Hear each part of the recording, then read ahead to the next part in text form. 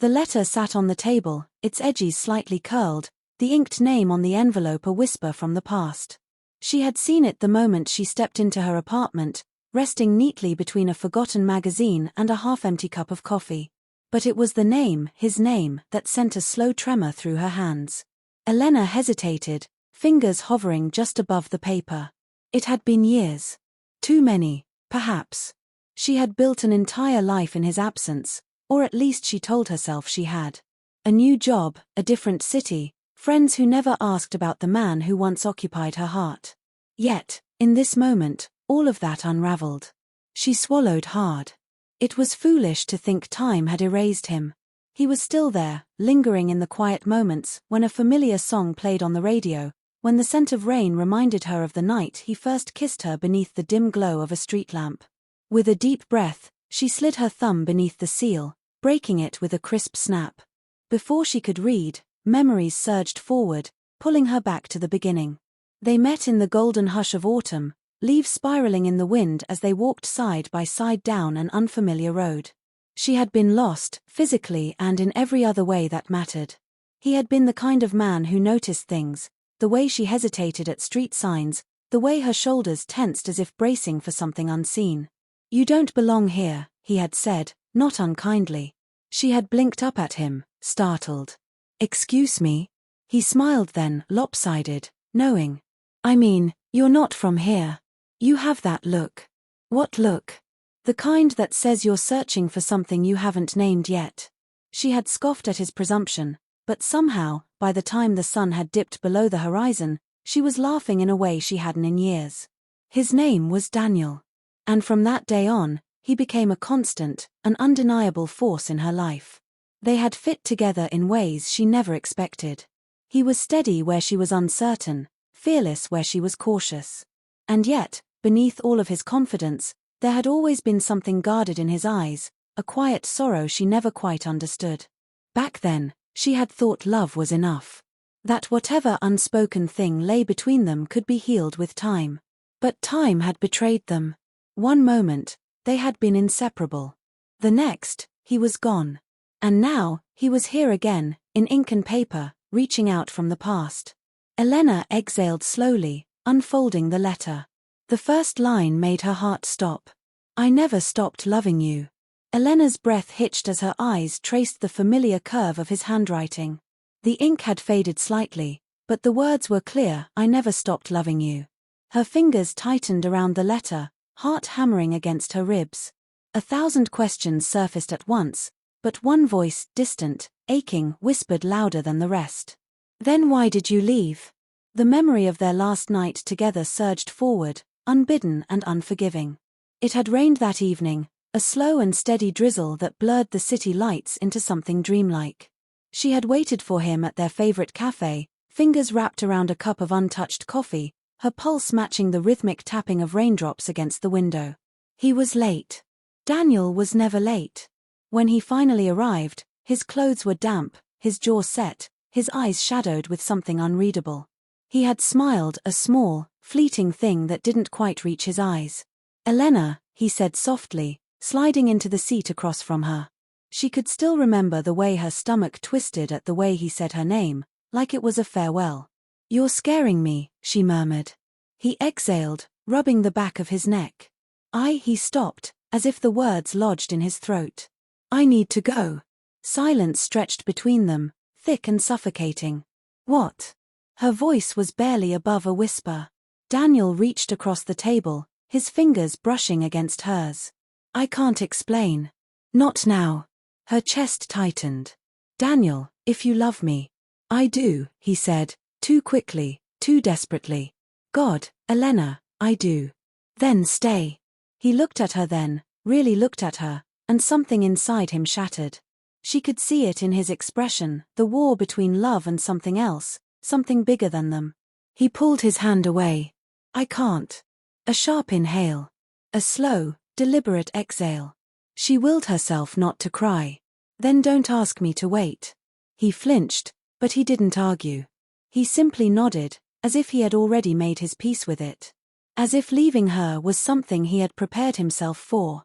She had walked away first, the weight of goodbye pressing against her spine with every step. He never stopped her. Now, years later, his words lay before her, bridging the time and silence that had stretched between them. Elena forced herself to keep reading. I wanted to stay. More than anything. But I had no choice. Her pulse stilled. Had she been wrong all these years? Had she spent all this time mourning a love that had never truly left her? Her throat tightened as her eyes flickered to the final lines.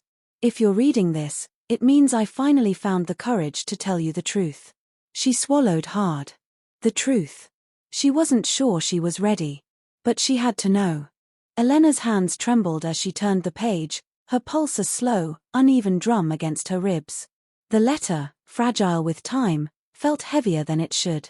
Each word pulled her deeper into the past, into the pieces of Daniel she had never known. I never stopped loving you. I never wanted to leave. But I had to. Her breath hitched. Why? She scanned the next lines, desperate, needing an answer. The night I walked away, I told myself I was protecting you. I thought it was the right thing to do. I told myself it was the only way. But that was a lie, Elena. The truth is, I was afraid. Afraid. The word sent a shiver through her. Daniel had never been afraid of anything, at least, not the Daniel she had known. He was fearless, steady, the kind of man who held the world in his hands and made it feel unbreakable. I didn't tell you because I knew you would fight for me. And if you fought, I wouldn't have been strong enough to leave. But I had no choice. Elena's throat tightened. She could hear his voice in her head, soft, regretful. I was sick, Elena. I had been for a while. And I didn't want you to watch me fall apart. The world seemed to tilt. I thought if I left, you would move on. That you would find happiness without me. But I was wrong. I spent every day regretting it, wondering if I made the biggest mistake of my life. Elena squeezed her eyes shut, pressing the letter against her chest as if she could hold the words inside her. Sick. The word echoed in her mind, unraveling everything she had believed. All this time, she had thought he chose to leave. That he had decided their love wasn't enough. But he had been fighting a battle she never even knew existed. I wanted to tell you. 100 times, I wanted to tell you. But how do you ask someone you love to watch you fade away? She could barely breathe. I never wanted to hurt you. I thought I was sparing you pain, but I see now that I only gave you another kind of suffering. I stole the choice from you, and for that, I am sorry. Elena's fingers tightened around the letter, her vision blurred with unshed tears. He had tried to carry his burden alone, to protect her even as it broke him. She forced herself to keep reading, desperate for anything that would tell her it wasn't too late. If you're reading this, it means I finally found the courage to tell you the truth. And if there is any part of you that still cares, please, meet me where it all began. Elena's heart pounded. Where it all began. She already knew where she had to go. Elena stood at the edge of the park, the crisp autumn air wrapping around her like an old memory. Leaves, golden and fragile, danced in the wind, spiraling down the same worn path she had once walked with him. This was where it had all begun. Her hands curled into fists as she tried to steady her breath. She had spent years believing Daniel had abandoned her, resenting the space he left in her life. But now, she knew the truth: he had left not because he wanted to, but because he thought he had to. And maybe, just maybe, it wasn't too late. A figure stood near the bench at the far end of the path. For a moment, she couldn't move, couldn't breathe. He was thinner than she remembered, his broad frame slightly diminished, but there was no mistaking him. Daniel. Her steps were slow at first, hesitant, as if the years between them might still keep them apart. But when his eyes met hers, stormy and searching, everything else faded. Elena. His voice was rough, almost disbelieving. She swallowed hard, fighting the emotion rising in her throat. You're here. He gave a small, weary smile. I wasn't sure if you'd come. 1,000 words pressed against her lips, questions, accusations, the weight of every night spent wondering why he had walked away. But none of them mattered now. He had come back. He had given her the truth. And she had come running. Tears burned behind her eyes. You should have told me. I know. He exhaled shakily. I thought I was protecting you, but I only ended up hurting you more. He hesitated, then added, I never stopped loving you, Elena. Not for a single day. The pain in his voice unraveled something deep inside her. She closed the distance between them, her fingers brushing against his, hesitant but wanting. His hand closed over hers, warm and steady despite the weight of time and regret. I don't know how much time I have left, he admitted softly. But I don't want to waste another second of it without you. A tear slipped down her cheek. Then don't. The corners of his lips lifted just slightly, a flicker of the man she had fallen in love with all those years ago. And as he pulled her into his arms, she realized that love, real, unwavering love, wasn't about time at all.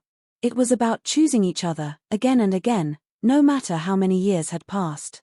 No matter how much had been lost. She closed her eyes, letting herself sink into his embrace. Whatever came next, they would face it together.